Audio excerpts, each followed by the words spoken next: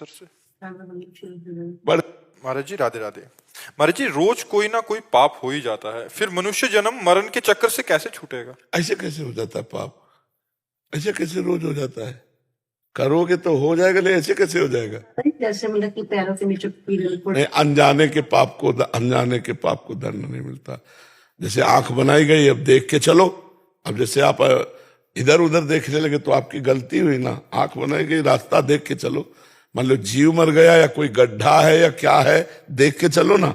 अब ऐसे अनजाने में जैसे कोई जीव मर जाता है, उसका अपराध नहीं होता, लेकिन चूक और जानबूझ के इसमें, जैसे चूक से अचानक कोई जीव, तो स्वप्न में दंड मिलेगा आपको। भयावह स्वप्न, चाकू मारी जा रही है, ऐसा वैसा, और उसमें क्योंकि चूक से हुआ ना तो स्वप्न में होगा। और जानबूझ के अगर अपराध बन गया तो फिर उसका दंड भोगना पड़ेगा। और इसीलिए हम कहते हैं निरंतर नाम जप करो। अगर भूल चूक से भी गलती हो जाती है तो भगवान उससे नाम जप पक से क्षमा कर देते, उसको दंड नहीं। नाम जपने वाले से अपराध बन जाने पर भगवान उसकी चूक का क्षमा कर देते हैं, अपने प्रताप से उसके पाप नष्ट कर देते हैं। नाम में स्वयं सामर्थ्य है, इसलिए हर समय राधा राधा बोलो, हर समय नाम जप करो, और अपनी जानकारी में पाप ना हो पाए ये प्रयास रखो। भूल चूक से हो जाएगा, भगवान क्षमा करेंगे। रोज पाप हमसे होते हैं ऐसी बात नहीं है, हमसे गलती से पाप होते, रोज गलती होती है। ऐसा कैसे हो सकता है कि रोज पाप हो? क्यों रोज पाप होते हैं? नहीं महाराज जी, पाप का मतलब है कि जैसे हम मतलब कीड़े मकोड़े जमीन पे जैसे फर्श धो रहे, वहां पर कीड़े मकोड़े तो साथ में नहीं। अब जैसे हम फर्श आए समझो, तो फर्श में पहले फूल झाड़ू लगाए, सीधे पोछा थोड़ी लगाएंगे। हम मनुष्य, हमारे अंदर बुद्धि है, हम पहले फूल झाड़ी से जंतुओं को बाहर करते। चींटी है, इनको बाहर। अब हम पोछा लगा रहे, एक चींटी आ रही, हम उसको अंगुली से बाहर करें, या हम फिर उसको किसी कपड़े से या सौनी से। हमारा ये नहीं कि रगड़ते चले जा रहे हैं, वो पाप तो बनेगा। फिर हमारे लिए विवेक दिया गया है। मान लो ककरोच है, हम उसमें डस्टबिन में चढ़ाते हैं, झाड़ू से रुमाल से ऐसे, और बाहर फेंक जाते हैं। जैसे उसको ऐसे मार दिया तो ककरोच बनोगे, मारे जाओगे। वो तो अब छिपकली है, उसकी भी सृष्टि में रचना है। हर जीव का एक अपना स्वतंत्र जीवन है। अब वो कहाँ रहेगा? रहेगा तो हमारे तुम्हारे बीच में ही। कोई भी जीव ऐसे नहीं काटेगा। जब आपका संयोग होगा तो काट लेगा, और संयोग होगा तो तुम बच नहीं सकते, और संयोग नहीं है तो ऊपर से निकल जाएगा, काटेगा नहीं। एक बार हम धाम में थे तो ठंडा ठंडा छाती में लगा, हमने कहा क्या है, तो देखा सांप निकल के, काटा नहीं। संयोग होगा तो काट लेगा, संयोग नहीं तो छाती से निकल गया, काटा नहीं। ऐसे पड़े थे गर्मियों में बाहर, तो बस ऐसे जमीन में जैसे ना, तो ऐसे रेंगते हुए निकल गए। कोई काटा थोड़ी कि वो काट ही लेगा। अगर काटना है तो चाहे तिजोरी में बंद हो जाओ, तो वह तिजोरी में पैदा हो जाएगा, वहीं से काट लेगा। तो हमको चाहिए किसी जीव को मारे ना। अपने आप जैसे कुछ हत्याएं हो जाती है, आप मिट्टी खोदने गए, आपको तो पता नहीं है उसमें कोई जीव कट गया, या आप स्वाभाविक चल रहे हैं, कोई जीव मर, वो उसका अपराध नहीं माना जाता है। हम जानबूझकर किसी जीव की हत्या न करें। सौरभ सिंह जी भरतपुर से। राधा वल्लभ श्री। महाराज जी आपके चरणों में कोटि कोटि दंडवत प्रणाम। महाराज जी मेरा एक प्रश्न है। भगवान भगवत गीता में कहते हैं सर्व धर्मानि परित्यज्य मामेकम शरणम ब्रज। महाराज जी इस श्लोक के माध्यम से भगवान किस प्रकार के धर्म को त्याग कर उनकी शरण में आने की बात कर रहे हैं? धर्मम भजस्व सततम त्यज लोक धर्मान। किस धर्म के त्याग की बात करते हैं? त्यज लोक धर्मान। जैसे तुम किसी के भाई हो तो भ्रातृ धर्म है, किसी के तुम पति हो, किसी के पुत्र हो, अलग अलग संबंध है ना। इन लोक धर्मों का त्याग करके परम भागवत धर्म, मेरी शरण में हो जाओ, मेरा निरंतर भजन करो, मेरे को ही सब में देखो, तो मैं तुम्हारे सारे पापों को नष्ट करके परम पद प्रदान कर दूंगा। सर्वधर्मान परित्यज्य, ये लोक धर्म जितने हैं इनका त्याग करके भागवत धर्म, मेरी शरण में हो जाओ, मेरा स्मरण करो, मुझे नमस्कार करो, मेरी पूजा को मन मनाओ, मद भक्तो माद्यादि माम नमस्कुरु, भगवान बता रहे। तो ये भगवान का कथन है कि लोक धर्म का त्याग करके भागवत धर्म का आश्रय लो। अब भागवत धर्म का आश्रय कैसे लोगे? तो बोले संतों का संग करो, जो भगवत प्रेमी महात्मा जन है उनका संग करोगे तो भगवान के चरणों की प्रीति होगी, भगवान के चरणों में आश्रय होगा, भगवान का सुमिरन बनेगा। नहीं तो कैसे भगवान के शरण में जाओगे? शरण होना भी नहीं आता अपने को। अपने को तो शरण होना भी नहीं आता, तो संत संग से, सत्संग के द्वारा भगवान की महिमा सुनने को मिलती है। और जिन आचरणों का त्याग करना होता है, उन आचरणों का हमें परिचय मिलता है कि ये छोड़ना चाहिए, ये नहीं करना चाहिए, और जो करना चाहिए उनका परिचय मिलता है कि इनको पकड़ना चाहिए। उसी से हमारे भगवान की शरणागति होती है। और जहाँ भगवान की शरण में हुए तो भगवान सर्व पापों का नाश करके भगवत प्राप्ति करा देते हैं। इसीलिए कहा सर्वधर्मान परित्यज्य मामेकम शरणं व्रज अहम त्वां सर्व पापेभ्यो मोक्षयिष्यामि मा शुचा। भगवान की शरणागति सबसे कठिन है और सबसे सरल है। सरल है उनको जिनको मार्ग मिल गया संतों की कृपा से, कठिन है उनको जिनको संत संग नहीं मिला, मार्ग नहीं मिला। कैसे भगवान की शरण में हो? बड़ा कठिन है, क्योंकि भगवान कोई दिखाई तो दे नहीं रहे, भगवान से हम कोई बातचीत तो कर नहीं रहे, तो हम उनकी शरण में कैसे हो? जब हम उनके प्रेमी जनों का संग करते हैं तब शरणागत हो जाते हैं, फिर भगवान का आश्रय हो जाता है, भरोसा। जब हनुमान जी का दर्शन हुआ विभीषण जी को, तभी भगवान की शरणागति हुई। अभी तक भक्ति कर रहे थे, लेकिन भगवान के समीप पहुंचने का सौभाग्य नहीं मिला। जब हनुमान जी मिले तो उनको ये विश्वास हुआ कि भगवान की हमारे ऊपर कृपा है। और जब हनुमान जी के दर्शन हो गए तब राम जी के दर्शन हुए, राम जी की शरणागति हुई। तो ये है। देवेंद्र पाल सिंह जी अलीगढ़ से। राधा वल्लभ सिंह। महाराज जी आपके चरणों में कोटि कोटि प्रणाम। महाराज जी अध्यात्म में ये कहा जाता है कि ईश्वर सत्य है, जगत मिथ्या है, और आम बोलचाल की भाषा में भी कहा जाता है कि जो देख रहे हो वो सपना है। फिर भी ये महाराज जी मन झूठे संसार की ओर आकर्षित क्यों होता है? मलिनता में मन का आकर्षण संसार की तरफ होता है, और निर्मलता में मन का आकर्षण भगवान की तरफ होता है।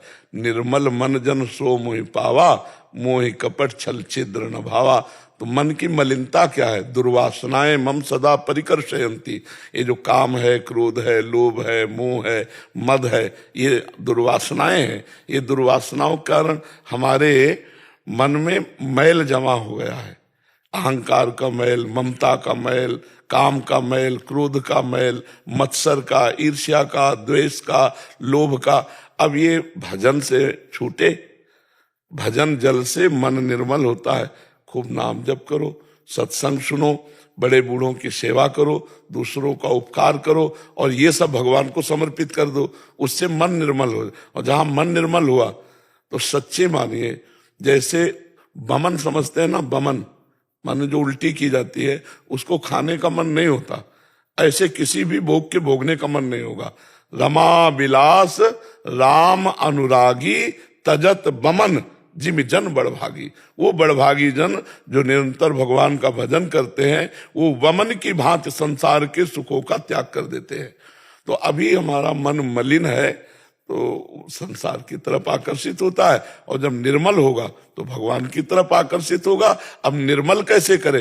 भगवान के नाम जप से, सत्संग से, भगवान की लीला कथा सुन के, गुरुजनों की सेवा करके, समाज सेवा करके, और ये सब भगवान को अर्पित कर दे तो भगवान हमारे मन को निर्मल कर देंगे। समझ पा रहे आप जी? प्रदीप नाथ त्रिपाठी जी सिद्धार्थनगर से। महाराज जी राधे राधे।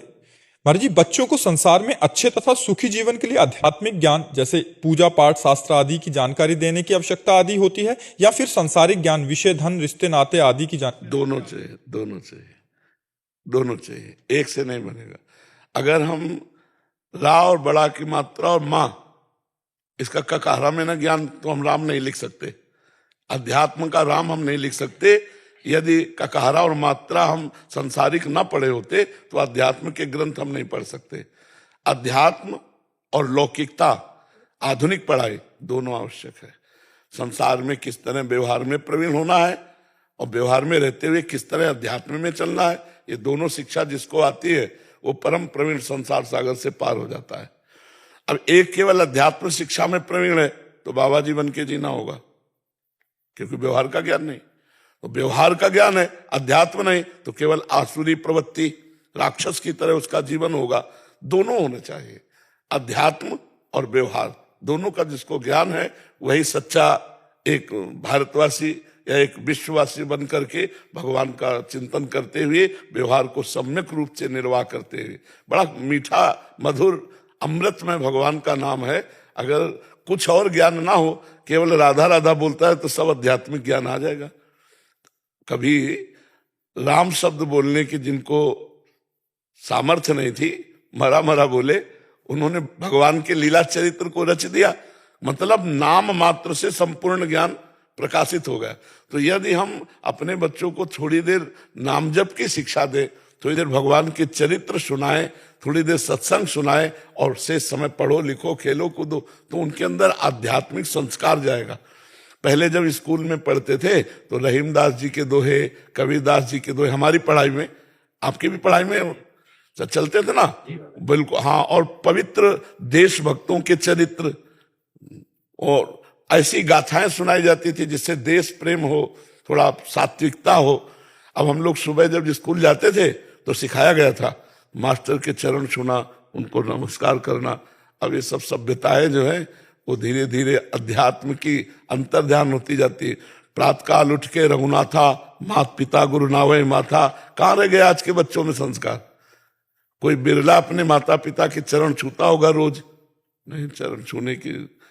तो ये अध्यात्म की कमी के कारण आज बच्चे गंदे मार्ग में जा रहे हैं और व्यसन परायण हो रहे हैं, माता पिता की अवहेलना कर रहे हैं, मनमानी आचरण कर रहे हैं। आप देख रहे हैं ना, बहुत पढ़े लिखे हैं लेकिन उनके अंदर की उद्दंडता नहीं गई। और विद्या विनयम ददाति, विद्या संपन्न जो है वो तो विनय संपन्न होता है, तो विद्या में उद्दंडता कैसी? अध्यात्म के बिना वो विद्या उनको उद्दंड बना दिए, उनको सभ्यता से विनय से रहित कर दिया। और अध्यात्म में तो विनय संपन्न हो जाएगा। इसलिए अध्यात्म आवश्यक है, पर आधुनिकता के साथ गृहस्थी में। केवल अध्यात्म तो बाबा जी का मार्ग हो जाएगा, केवल आधुनिकता तो राक्षसी मार्ग अपनाएगा। दोनों का, अध्यात्म का शासन और आधुनिक का सम्यक ज्ञान, तभी तो बढ़ेगा वो। जी। सौरभ राय जी दिल्ली से। राधा वल्लभ श्री राम। महाराज जी आपके चरणों में कोटि कोटि प्रणाम। महाराज जी, क्या ये सृष्टि केवल खेल मात्र है या प्रभु की चलती हुई क्रिया प्रक्रिया जिसमें हम प्रभु की क्रिया के भाग हैं? एक नाटक है, एक नाटक है। इस नाटक में शर्त रखी गई है कि आप अपने को पहचान लो तो आप इस नाटक से मुक्त हो जाओगे, बस।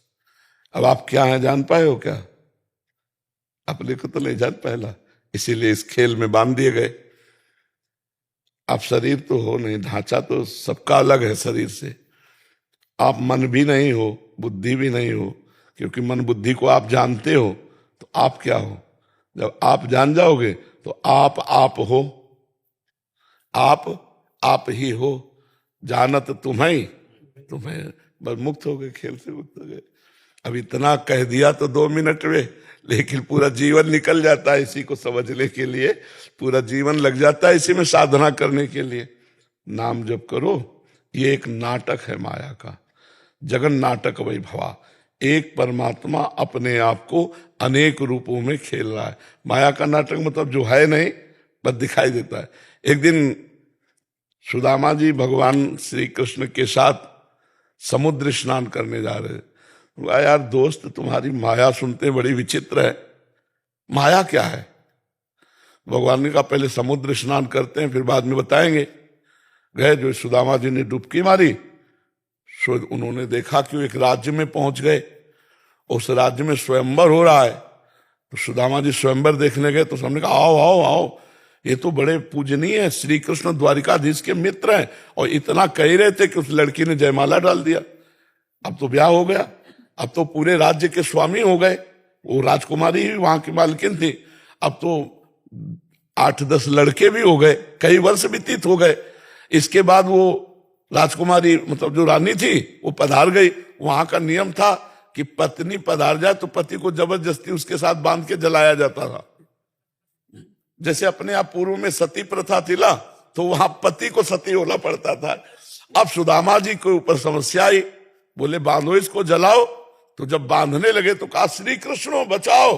तो भगवान ने ऐसे पकड़ा उठा, बोले लंबी डुबकी मार गए। बोले प्रभु यहाँ विवाह हो गया, लड़के बच्चे हो गए, ये बोले यही मेरी माया है।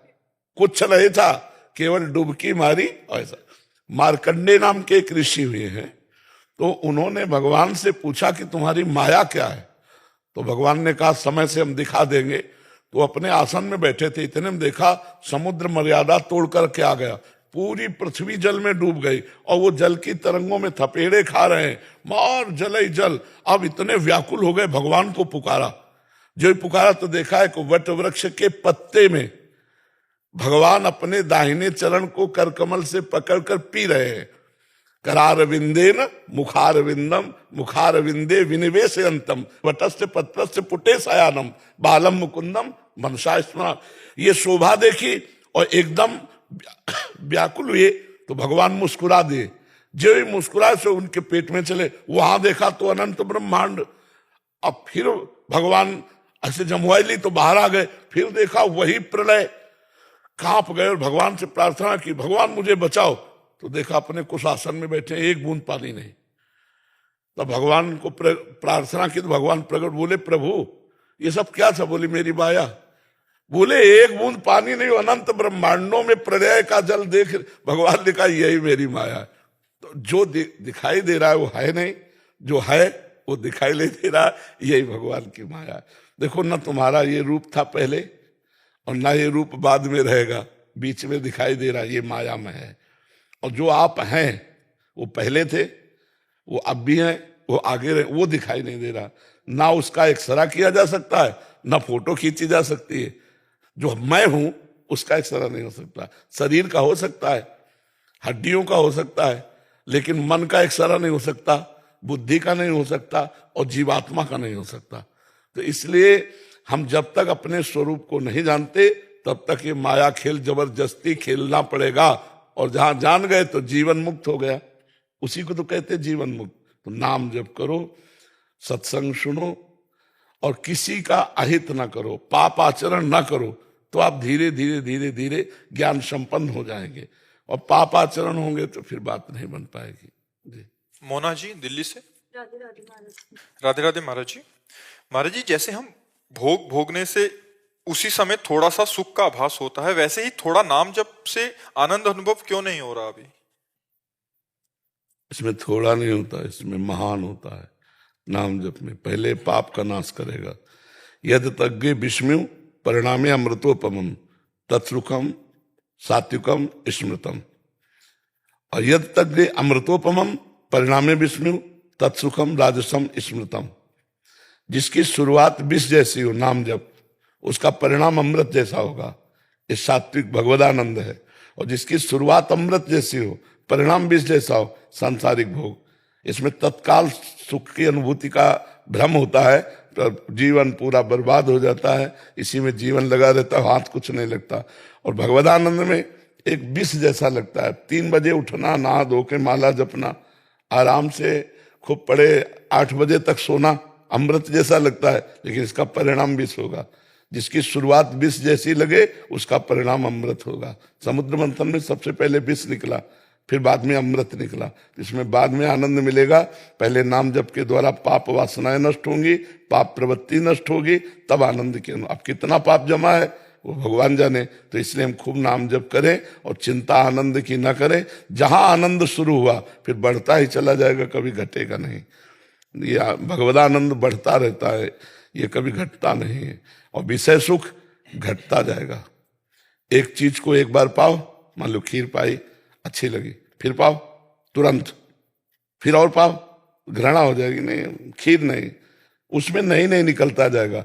और इसमें जितना आनंद मिलता जाएगा उतनी भूख बढ़ती जाएगी। पूरा जीवन भजन करो, फिर भी यही रोकर कहना होगा कि हमें भजन दो, रात दिन मैं भजन करूं। तो ये आनंद धैर्य पूर्वक पहले नाम जप करो, तुम्हारे पाप और पाप की प्रवृत्तियों का नाश करेगा। फिर आनंद का प्रभाव, जैसे आनंद बढ़ा तो ये बढ़ता चला जाएगा। ये भगवदानंद समुद्र है, जो आनंद सिंधु सुख राशि, सीकर तय त्रैलोक सुपासी, सो सुख धाम राम सुनामा। जिनका नाम राम है वो सुख समुद्र है।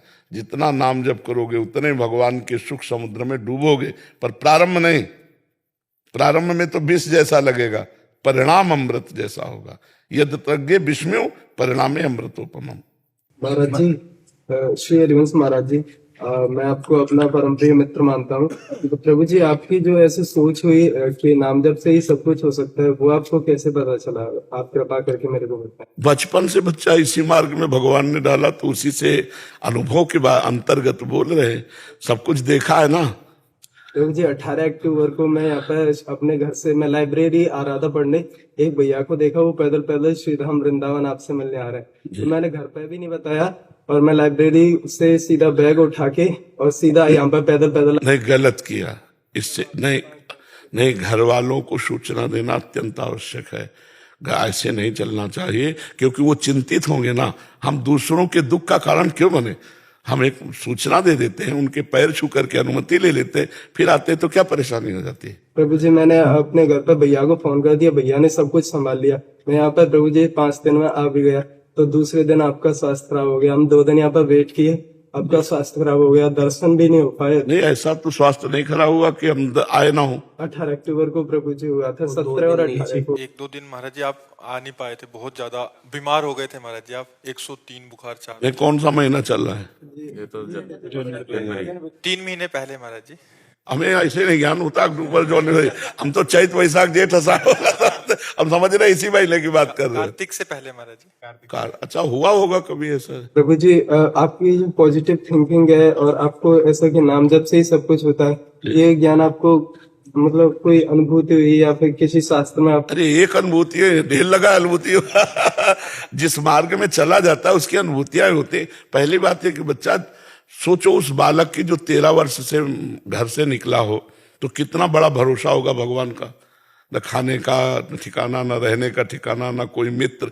वहां से निकले तो भगवान के भरोसे निकले ना। तो उस समय से लेकर आज हमारी 55 वर्ष की आयु है। अब ये भगवान के इशारे तो गए ना, तो अब ये 1 मिनट की अनुभूति थोड़ी पूरे जीवन की अनुभूति है कि भगवान किस परिस्थिति में कैसे कैसे संभालते हैं, तो उसी के आधार पर बोलते हैं।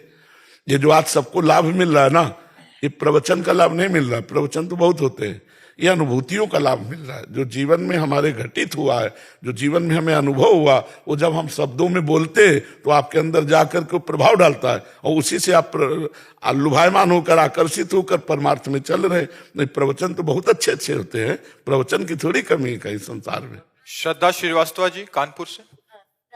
राधे राधे महाराज जी। प्रभु जब भी हम किसी मंदिर में जाते हैं तो मेरा मन करता है कि भगवान से लिपट कर फूट फूट कर रहूं। ऐसा क्यों होता है महाराज जी? बढ़िया है, पर लिपटना नहीं। अब जैसे बिहारी जी, राधा वल्लभ जी, अब दौड़ पड़ो तो पिटाई कर देंगे। भाव से किया जाता है। दूर खड़े हो गए, आंखों में आंसू चल रहे, प्रभु का चिंतन करते हुए अंदर से आलिंगन कर रहे हैं, करो, कोई रोक नहीं। प्रगट में मत छूना, क्योंकि जैसे वृंदावन के ठाकुर है ना, उनकी सेवा का अधिकार जिनको वे स्पर्श करते हैं, वो भी नियमानुसार। सबको स्पर्श नहीं कर सकता। जैसे राधा वल्लभ जी है, राधा रमण जी है, राधा वल्लभ जी है, तो आलिंगन करने का मन तो आपका क्या हमें लगता है सबका होता है। इतने छैल छबीले ठाकुर के लगता है गले लगा लो, तो बस यही उनको भाव पसंद है। जो ही आपके मन में आया कि गले लगा लो, उससे गले लग गए। ठाकुर जी के पास वो भाव गया। अब गले लगने की प्रक्रिया शरीर की अलग होती है, भाव की अलग होती है। प्रभु भाव से प्रसन्न होते हैं। भाव का भूखा हूं मैं, भाव ही एक सार है, भाव से मुझको भजे तो भाव से बेड़ा पार है। भाव बिन सुनी पुकारे मैं कभी सुनता नहीं, भाव पूरित टेर ही करती मुझे लाचा। तो भाव से आलिंगन कर लेना चाहिए जी। अर्जुन चावला जी। राधे राधे महाराज जी आपके चरणों में कोटि कोटि प्रणाम। महाराज जी आजकल के व्यक्ति में एक अच्छे इंसान की क्या परिभाषा है? आजकल क्या, पूर्व से लेकर अभी तक अच्छे इंसान का मतलब है परोपकार परायण, अध्यात्मवान। 2 शब्द समझ लो, अध्यात्मवान, परोपकार परायण। चाहे जिस युग में हो, चाहे सतयुग हो, चाहे त्रेता हो, चाहे द्वापर हो, चाहे कलयुग हो, अच्छे आदमी की पहचान अध्यात्मवान और परोपकार।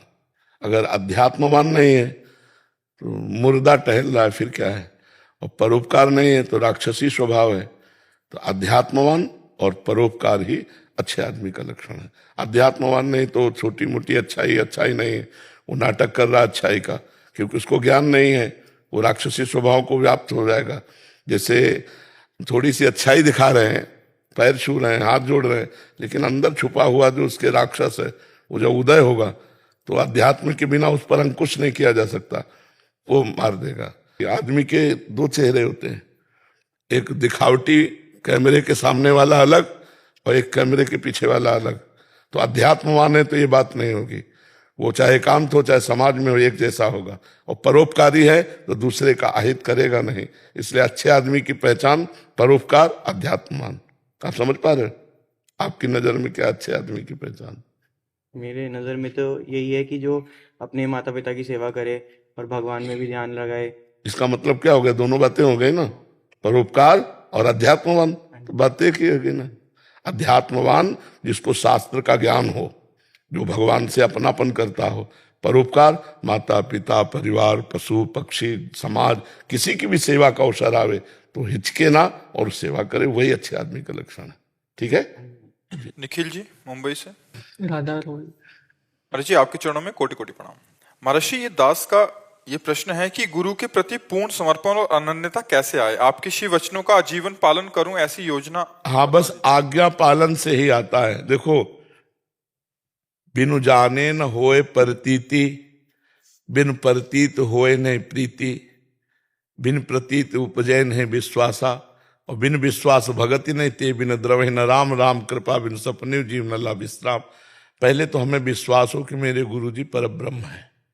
गुरुर् ब्रह्मा गुरुर् विष्णु गुरुर्देव महेश्वरा, गुरु साक्षात पर ब्रह्म तस्मै श्री गुरुवे नमः। मेरे लिए मेरे गुरुदेव पर ब्रह्म है। हम ये नहीं कहेंगे, सबको नहीं कहेंगे, ये नहीं, ये मेरे लिए है, मेरे पर ब्रह्म है।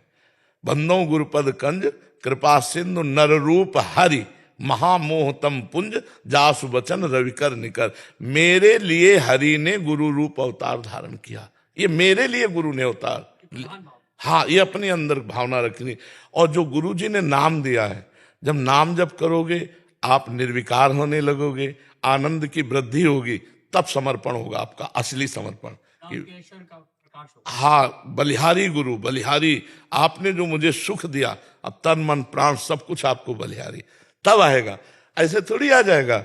ऐसे तुम कह रहे हैं हम आपके हैं, लेकिन ऐसे सच्ची बात नहीं। सच्ची बात है जब हृदय में आत्मानंद का सुख मिलेगा, तब लगेगा ये सुख तो गुरुदेव ने दिया है, तब हम बिक जाएंगे गुरु को।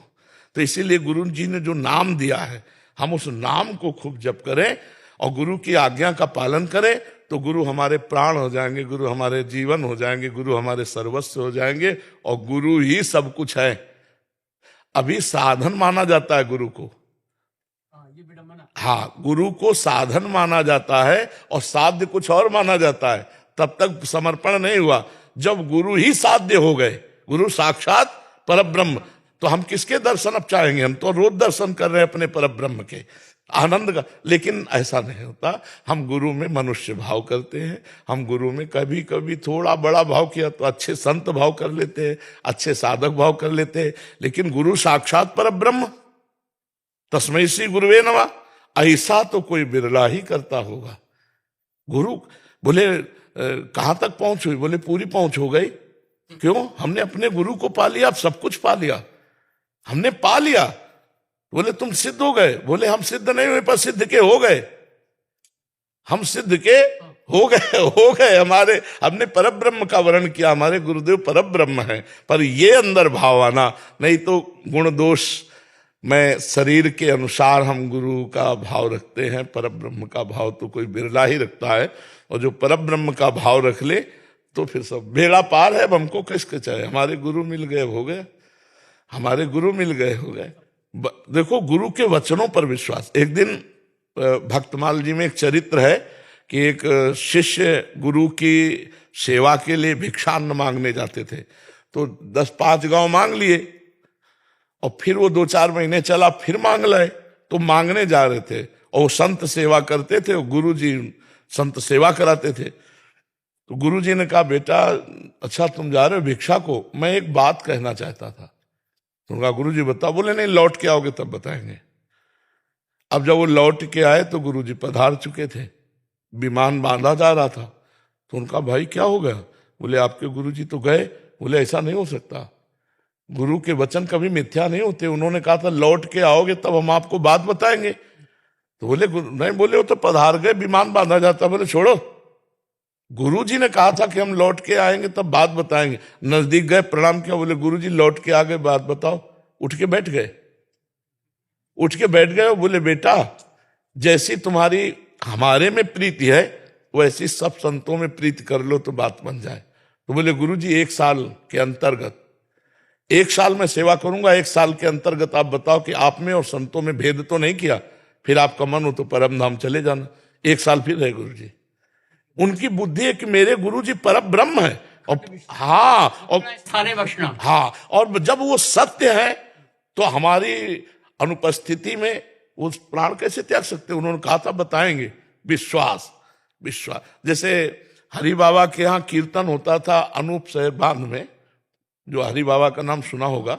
हाँ, तो एक भगत रोज कीर्तन में सब आते थे, तो वो भगत नहीं आए, तो बाबा की दृष्टि गई, घंटा उठाते और कहा वो नहीं आए। बोले तो पधार गए। बोले नहीं यार, बिना कीर्तन किए कैसे पधार गए? बोले लाओ, तो विमान में आए थे। बोले रस्सी खोलो, और घंटा, हरी बोल, घंटा बजाए। बोले कीर्तन करके जाओ यार। उठ के बैठ गए, कीर्तन हुआ। अब ये नए बच्चे विश्वास करेंगे इन बातों में। कीर्तन हुआ, इसके बाद कहा जाओ अब श्री कृष्ण के पास। कर तुम अकर तुम अन्यथा कर तुम, भगवान और भगवान के भक्त दोनों होते हैं। तो हम भगवान के भक्तों में भगवत भावना कर लें यदि, तो हमारा बहुत जल्दी काम बन जाए। क्योंकि गुरु में भगवत बुद्धि होना बहुत कठिन बात है, बहुत कठिन बात है। आप सब देख लो, ये गुरु में भगवान की बुद्धि होना, गुरु जी की कृपा से भगवान मिल जाएंगे, इस बात में विश्वास हो जाएगा। लेकिन गुरु जी ही भगवान है, इस बात में थोड़ा कहने को होगा, कहने को होगा, लेकिन हृदय में ये बात नहीं होगी। अगर हृदय में, तो अब मेरे को क्या साक्षात्कार करना? मैं तो अपने गुरुदेव को रोज देख रहा हूं, साक्षात्कार हो गया मुझे गुरु का। बस इसी विश्वास से बात बनती है। जी। अजय केशव जी मुंबई से। राधे राधे महाराज जी। महाराज जी, बचपन से मैं प्रभु हनुमान जी का भक्त रहा हूँ और कई बार उनके होने का एहसास भी मुझे मिला है। लेकिन जैसे लोग काशी में भगवान शिव जी का स्थान मानते हैं, ये शिव की भूमि है, वृंदावन को राधा कृष्ण की भूमि मानते हैं, उन्हें महसूस करते हैं, वैसे ही हमारे प्रभु राम हनुमान जी का ऐसा कौन सा स्थान है जहां उनका राम जी के चरणारविंद। हनुमान जी का स्थान कहाँ है? राम जी के चरणारविंद। पकड़ो, राम जी के चरणारविंद, वही हनुमान जी मिलेंगे। हनुमान जी भगवान श्री राम के चरणों की दास्ता में हर समय विराजमान रहते हैं। जहाँ सिया राम नाम है, जहाँ सिया राम रूप है, जहाँ सिया राम धाम है, वही कण कण में हनुमान जी विराजमान है। यत्र यत्र रघुनाथ कीर्तनम तत्र तत्र कृतमस्त कांजिलम वाष्पवारि परिपूर्ण लोचनम। आंसू बहाते हुए भगवान की चर्चा सुनते हैं, आंसू बहाते हुए भगवान का नाम कीर्तन करते हैं और भगवान की सेवा में बने रहते हैं। तो हनुमान जी का सिद्ध स्थान कहाँ है? राम जी के चरणारविंद। समझ पाए आप? और ये भ्रम छोड़ दो कि आपको हनुमान जी का अनुभव हुआ है। हनुमान जी का अनुभव होने का मतलब है पूर्ण हो जाना। हनुमान जी कौन जानते हो? भगवान शंकर के 11वें रुद्र के अवतार है। भगवान शंकर जी का जिसको बोध हो जाएगा तो सब कुछ हो गया, उसको रह क्या क्या। ज्ञानिनाम अग्रगण्यम, हनुमान जी का आपको अनुभव हो जाए तो अनुभव करने चलो। ऐसा ना मान लो कि अनुभव हो गया है। कहीं पीतल को सोना मान लोगे तो जौहरी के सामने पैसा नहीं मिलेगा। ऐसे ही हम छोटी मोटी कल्पनाओं को हनुमान जी का साक्षात्कार मान लें तो माया मुक्त नहीं हो जाएंगे। आप समझ पा रहे? हनुमान जी का साक्षात्कार समझ लो। तो ऐसा जैसे आपने कहा 2-4 बार अनुभव हुआ, तो कोई घटनात्मक कल्पनात्मक आपको लाभ मिल गया तो आपको लगा हनुमान जी ने कृपा कर दी, तो वो बात अलग है कि, लेकिन हनुमान जी का अनुभव होना ये बहुत अलग बात है। हनुमान जी का अनुभव बहुत विराट रूप है। हनुमान जी वायुपुत्र भीम भी सह नहीं पाए हनुमान जी के रूप को। जब उन्होंने अपना स्वरूप दर्शन करा, कांप गए, तो हनुमान जी वहीं रुक गए और कहा कि भ्राताश्री आपका कितना रूप है? तो उन्होंने कहा अभी तो मैं खुद अनुमान नहीं बता सकता कि कितना रूप है हनुमान का। अपार बलशाली विराट रूप हनुमान जी है। तो इसलिए नम्रता से, दैन्यता से चलो तो उनकी कृपा से भक्ति आनी चाहिए, सुमिरन होना चाहिए, आचरण पवित्र होना चाहिए। ये हमें लाभ मिलना चाहिए कि हमारे आचरण पवित्र हो, हमारे हृदय में भगवत सुमिरन चल रहा है, हम समाज को भगवत स्वरूप मानकर सेवा कर रहे हैं। हमारे चरित्र में यदि सुधार नहीं हुआ तो हम उसे भक्ति नहीं मानते। आचरण सुधारे नहीं गए, चरित्र नहीं सुधरा तो उसे भक्ति नहीं मानते। रावण भी इतना भक्त था कि आज भी अगर अभिषेक होगा भगवान शंकर का तो तांडव गाया जाएगा, तो उसी का लिखा हुआ है, जटाटवी गलत ज्वल प्रवाह पावित स्थले। आप विचार करो, इतना बड़ा विद्वान और उसे पुतले जलाए जाते हैं, क्यों? चरित्रहीन होने के कारण। उत्तम कुल पुलस्त करनाती, कोई साधारण कुल में थोड़ी जन्मा, राक्षस कुल में थोड़ी जन्मा है, पुलस्त ऋषि का पौत्र है। फिर राक्षस क्यों कहा गया? उसके आचरण से, चरित्रहीनता से। रघुवंशी भगवान है तो उत्तम ब्रह्म ऋषि की संतान है, विश्वश्रवा पुत्र है, कोई साधारण थोड़ी है। और अगर भगवान तो भगवत पार्षद है, जय विजय है, कोई अंतर नहीं। चरित्रहीनता का जो स्वरूप है वो हमको, एक महात्मा मिले थे काशी में, बड़े सिद्ध महापुरुष थे। तो नई अवस्था हमारी थी, हमारा जोर से हाथ पकड़ा, ऐसे बड़े भावावेश में रहते थे। अब हमें अंग्रेजी आती नहीं, तो उन्होंने कहा था कि बाद में हिंदी का संत जो गए थे उन्होंने बताया था, वो ऐसे कुछ बोल रहे थे, गुड करेक्टर, ऐसे कह रहे थे जिसका चरित्र सही है वही ठीक है, और जो चरित्रहीन हो, कोई भी हो, कुछ भी हो, हम उसे नहीं मानते। तो ये महापुरुषों की बात, ये अपने धर्म की बात, ये अपने शास्त्र की बात। हम सबको चाहिए अपने चरित्र पावन करने चाहिए, हमारे आचरण ऐसे गंदे ना हो जो नहीं होने चाहिए। हमारी भक्ति कम हो तो चलेगा, चरित्रहीनता नहीं होनी चाहिए। हम ज्यादा भजन नहीं कर पाते, ज्यादा पवित्रता नहीं, ज्यादा जितेंद्री नहीं, पर हम चरित्रहीन नहीं है तो काम बन जाएगा। चरित्रहीन है बहुत कुछ, सब रावण छोटा मोटा तपस्वी था, बहुत बड़ा हिरण्यकश्यप छोटा मोटा तपस्वी था, ब्रह्मा जी नहीं देख पाए कि कहाँ है, उसकी हड्डी नहीं दिखाई दे रही थी, बांबी लग गई थी, तो तब देखा कि हिरण्यकश्यप इतना बड़ा तपस्वी। लेकिन किस काम आई तपस्या? जगत मंगल के लिए, दूसरों के सुख के लिए थोड़ी आई। अहंकार करके भगवान से विरोध किया, भगवान ने फाड़ के फेंक दिया हिरण्यकश्यप को नरसिंह रूप में। जी। स्वप्निल पाटिल जी, वृंदावन से। श्री हरिवंश महाराज जी, आपके चरणों में कोटि कोटि प्रणाम। महाराज जी, आज इस शरीर का जन्मदिन है, इसे भागवतिक पद्धति से कैसे मनाओ? नाम कीर्तन, घंटा 2 घंटा नाम कीर्तन करो और 2-4 संतों को भोजन पवा दो। हमसे पूछा है तो वृंदावन है, बहुत संत भगवान रहते हैं, प्रार्थना करो, 2-4 संतों को भोजन पवा दो, नाम कीर्तन करो, वृंदावन की परिक्रमा करो, ठाकुर को भोग लगा दो, बहुत बढ़िया जन्म उत्सव हो गया। नहीं और बड़ा करना हो तो 24 घंटे का नाम कीर्तन कर लो, 100-200 महात्मा पवा दो, ठाकुर जी का भोग लगाओ, वृंदावन की परिक्रमा करो, इससे बड़ा उत्सव क्या होगा? ठाकुर जी की, राधा वल्लभ लाल की खिचड़ी सेवा और छवि सेवा मिली है। हाँ हाँ, बहुत बहुत सुंदर, बढ़िया। तो और संतों को पवाओ, संतों को जरूर, भगवान संतों के मुख से पाते हैं, जो भगवान नाम जापक संत हैं। अगर एक तरफ भगवान को भोग लगाओ, एक तरफ संत को, तो एक दिन खीर की यज्ञाहुति होती थी, राजा किसी अनुष्ठान को पूर्ण करने के लिए ऐसा, तो 2-3 भजनानंदी ब्राह्मण यज्ञ करते थे। एक दिन उनके मन में आया कि इतनी मेवा मिष्ठान की खीर जो है अग्नि भगवान को आहुति करते, एक दिन हम भी पाके देखे। तो पर्दा लगा दिया, बस केवल ऐसे बोलते स्वाहा, और आवाज पूरी गई कि पहरेदार को समझ में आवे है, और इसके बाद सब तीनों मिलकर खीर पाए। तो भगवान प्रसन्न हो गए और स्वप्न में राजा को कहा कि आज जैसी यज्ञ हुई ऐसी तुम्हारे यहाँ कभी यज्ञ नहीं हुई, और मैं आज वाली यज्ञ से प्रसन्न हूं। तो वो आए राजा और चरणों में गिरे, बोले महाराज आज जैसी यज्ञ की तो भगवान प्रसन्न हो गए, रोज ऐसी यज्ञ क्यों नहीं करते थे? तो उनका कोई शिकायत कर दिया क्या? उपहास तो नहीं कर रहा। बोले महाराज आज तो यज्ञ की ही नहीं। बोले तो? बोले आज तो हमने पाया है। उस दिन से उन्होंने अग्नि में आहुति दिवाना बंद करवा दिया और संतों को पवाने लगे।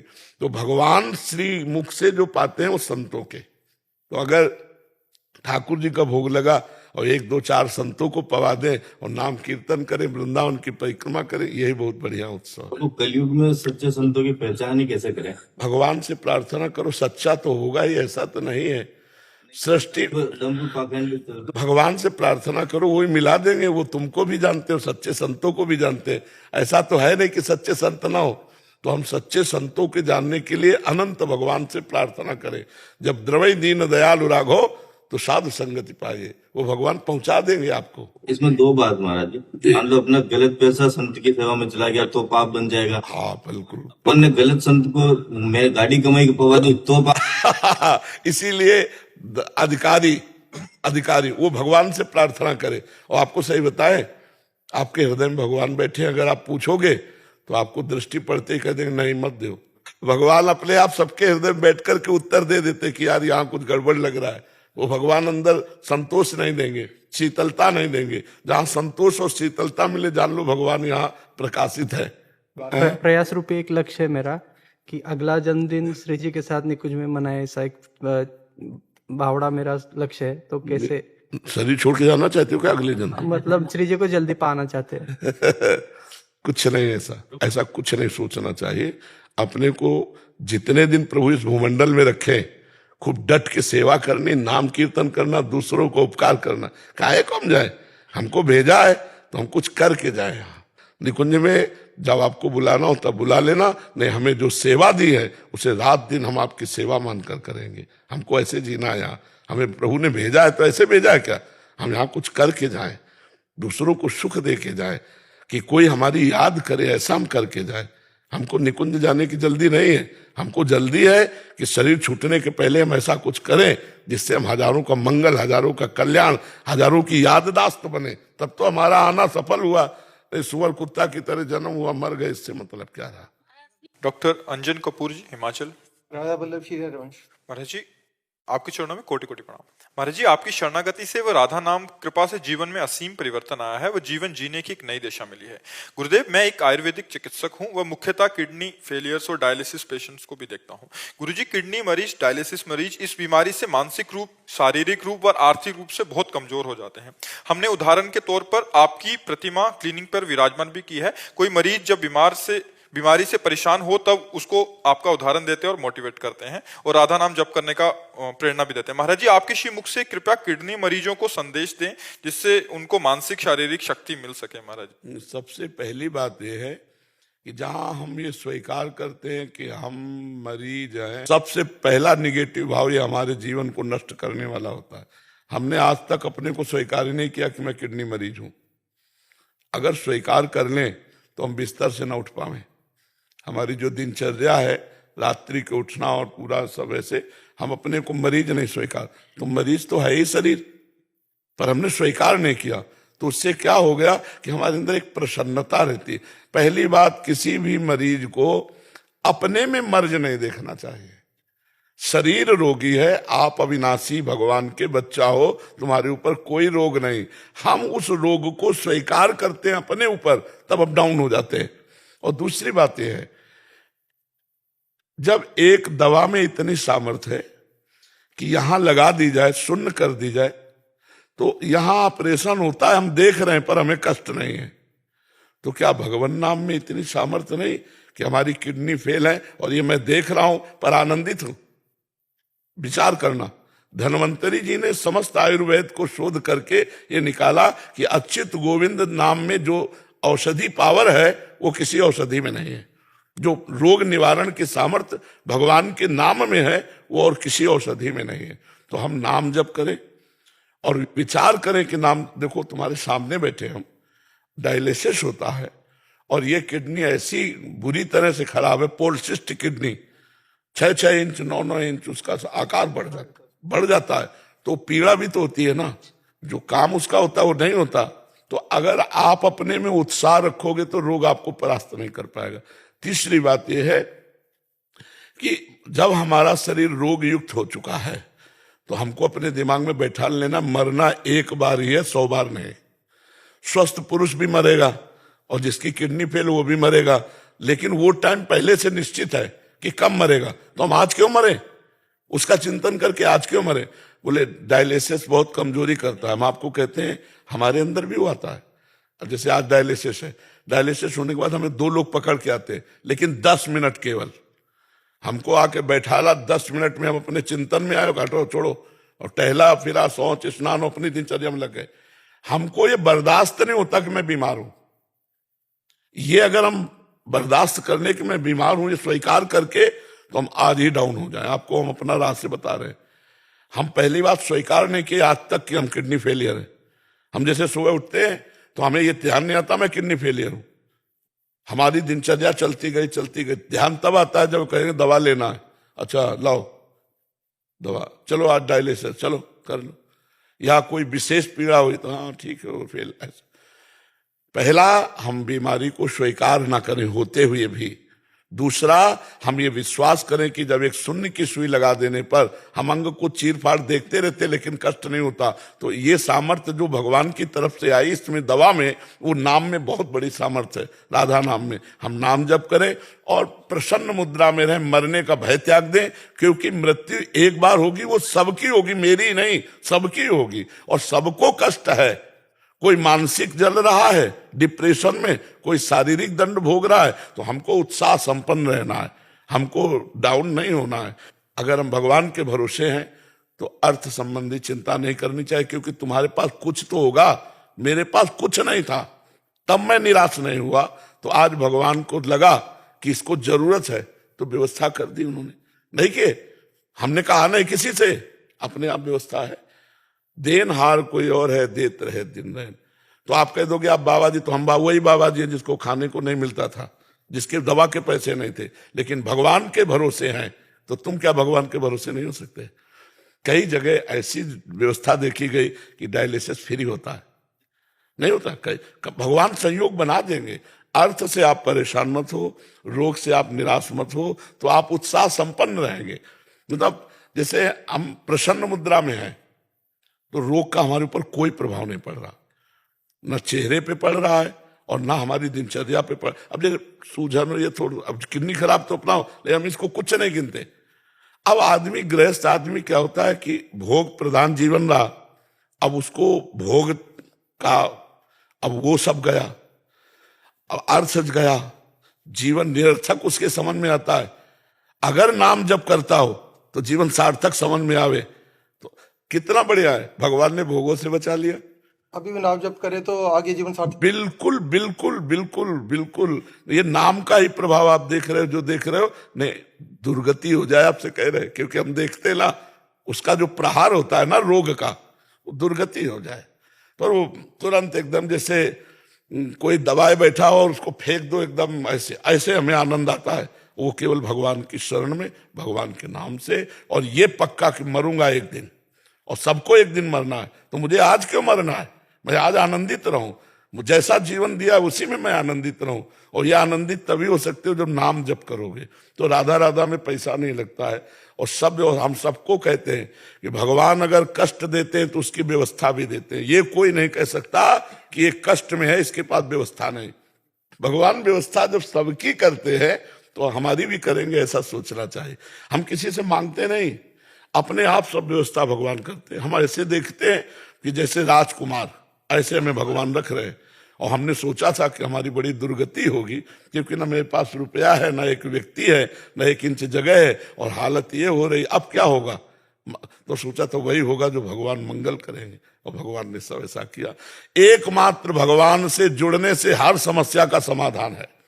अगर भगवान से नहीं जुड़े तो समस्या ही समस्या है, समस्या ही समस्या है। तो जो स्वस्थ है वो क्या समस्या से रहित है क्या? आप देखो ना, अंदर जलते रहते हैं, वासना उनको जलाती रहती है। तो नाम जप, भगवान का आश्रय, ये सबका मंगल करने वाला है। और कभी कोई निराश ना हो, भगवान सबको देख रहे हैं। अगर आपके हृदय में कोई ऐसी बात हो कि आप किसी से कहना चाहते हैं सहयोग के लिए, तो किसी से मत कहना, भगवान से कहना। और ऐसी अलौकिक व्यवस्था करेंगे तो पूछो मत। तो भगवान के हमने देखा कि हर व्यवस्था उनकी तरफ से ऐसे होती है। तो ये नहीं कि हम ही की, सारे जगत की करते। देखो, पशु पक्षी जो एक कुंतल मांस खाता है पशु, भगवान उसका भी पेट भरते हैं, चींटी का भी पेट भरते हैं, हाथी का भी पेट भरते हैं। हमें उस भगवान पर विश्वास रखना चाहिए और नाम जप करता रहे, भगवान का आश्रय ले ले, हर दुख का निवारण हो जाए। हरि स्मृति सर्व विपद विमोक्षणम। जी,